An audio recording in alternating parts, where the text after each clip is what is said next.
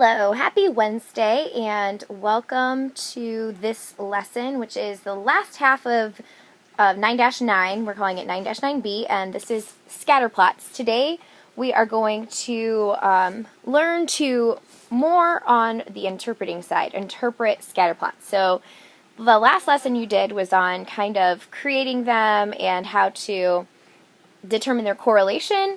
But today we're going to take a step further. We're going to use them to predict, which you've done a little bit of, but we're going to really take a look at that this time. We have one new term. So the new term is line of best fit. So a line of best fit is also known as a trend line.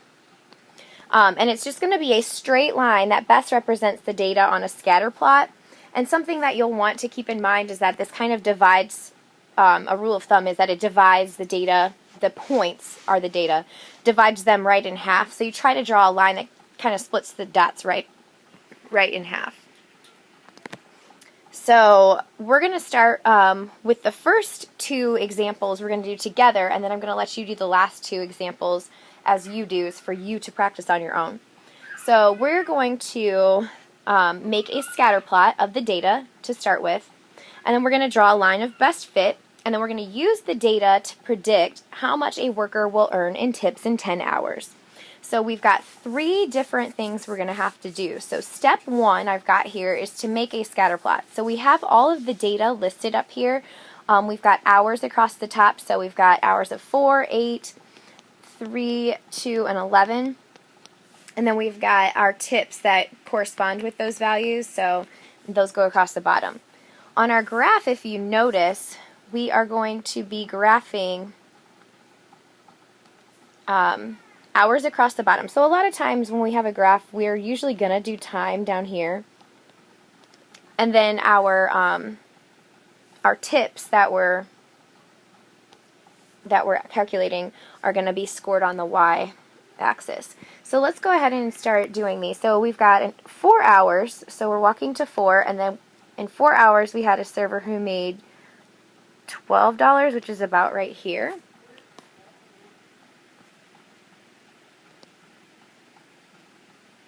Oops. Those are high. 412. There we go. So that's that one. Next we're going to do 8, 20. So I'm going to go over to 8 and then up to 20. And there's a dot for that one. Next is 3, 7, so I'm going to go over to 3 and then up to 7, which is just a little one down here. Next I have 2, 7, so over to 2, up to 7. Again, my final point is at 11, 26, so I'm going to go all the way over to 11 and then all the way up to 26. So this is our scatter plot, which was step 1.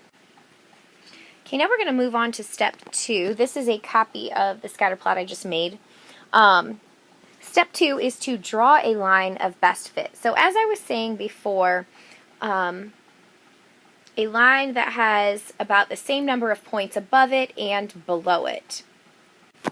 So just looking at this graph has quite pretty strong correlation.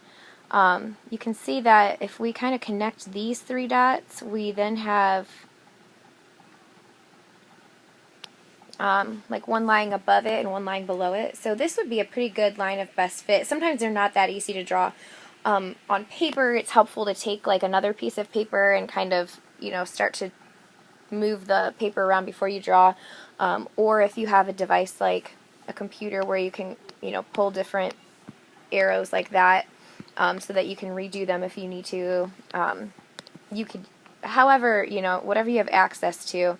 And it's just kind of like the more you practice it, the better you'll get. But you won't always get it right on the first try like I just did. So we've got that line of best fit now. So that was step 2. And then the last step is step 3, which is to make a prediction. So now we're going to use this, what we've created, to finally come up with our answer, which is probably what the question would just want you to do all like on your own, without, like, it would imply that you need to do step 1 and 2, but not maybe tell you if you're taking it on iStep. So we need to find the point that's connected to a value of 10, whose x value is 10 hours, because they want to know, like, approximately how much tip do we think that they would make if they worked for 10 hours. So we're going to find 10 hours on our x-axis, which is right here. So we want to follow 10 all the way up until we hit our line of best fit. And then once you hit your line of best fit, you want to bring it back to the y-axis. So I'm just going to carefully, and I'm being silly because what I could do is use this tool I was just using and bring it straight across, and that should tell you about how much money you could expect to earn if you worked for 10 hours. So if we look at this value over here on our y-axis, it's between 20 and 25, and it's about halfway right in the middle, so you could say $22 or $23. I'm going to go with 23, or you could say $22.50, whichever one you picked, though. It asks for a prediction, and can just be an estimate. So that is how you do just one of these. So let's go ahead and try the next one together, and then I'll set you free to do the last two on your own. Alright, so number 2 says, use the data, which is located right here. Use this data to predict how many circuit boards a worker will assemble in 10 hours. So we need to go back to our steps, which are listed right down here. Step 1, Step 2, Step 3. Step 1 is to make a scatter plot. So we're going to use the data to make a scatter plot. Notice that on this graph, it's kind of weird, and this one was created by the book, but typically we would put hours on our x-axis, but it doesn't make a difference really. It's just kind of something that I thought was weird that they did differently. So because they put hours up here, it's kind of backwards. It's almost like they have the y count, like this is your y and this is your x. So we might want to read these upside down so we plot them correctly. So we're going to go to, our first coordinate is going to be 2 circuit board assemblies, comma, 4 hours. So we're going to go over to 2 and then up to 4 and put a dot. That's a funky dot. So that takes care of that data point. Next we're going to go over to 7 and then walk to 7, ride the elevator up to 8. And put our dot. Next coordinate is at 5, 6, so we're going to go over, walk to 5, and then ride up to 6.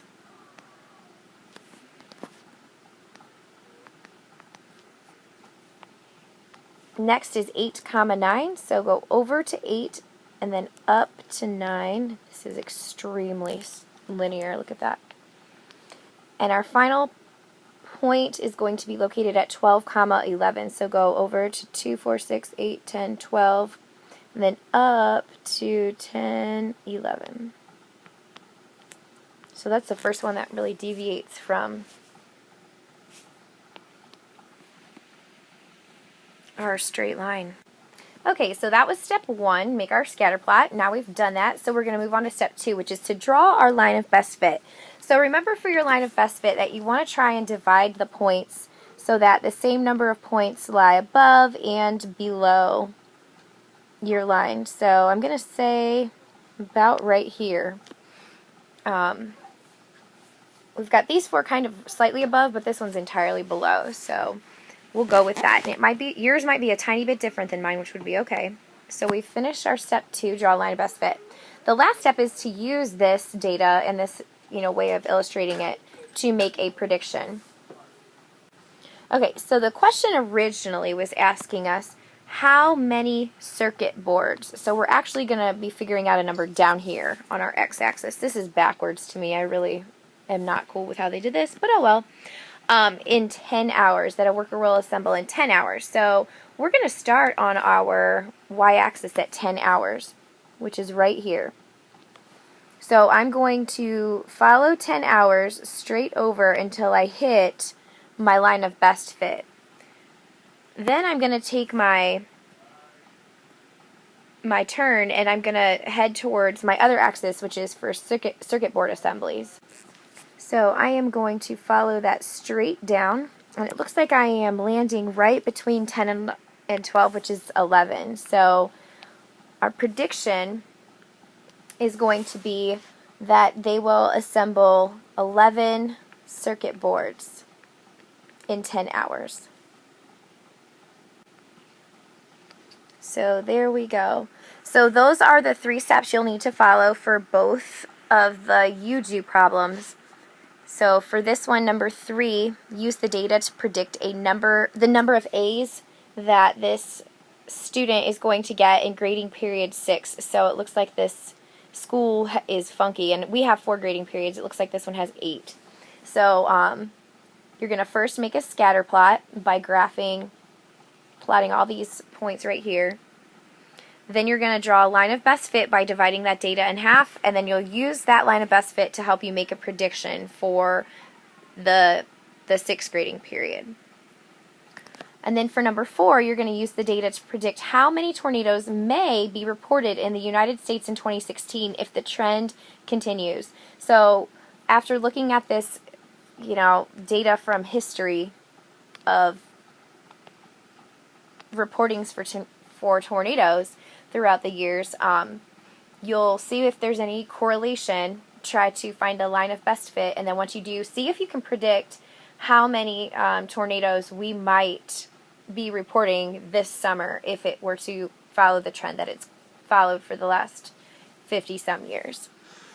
So this is actually real data, a real problem that you might actually, if you were working for a news company or some sort of weather broadcasting company, something you might see in real life. All of these scatter plots are very, very, very relatable to the real world, so they're super useful, something that you're not going to just, learn in here today and then forget about it for the rest of your life. So if you have any questions, please make sure that you ask me, talk to me, anything that you need, I am here to help you, so don't be afraid to ask. Good luck, guys, and please ask me questions. Bye.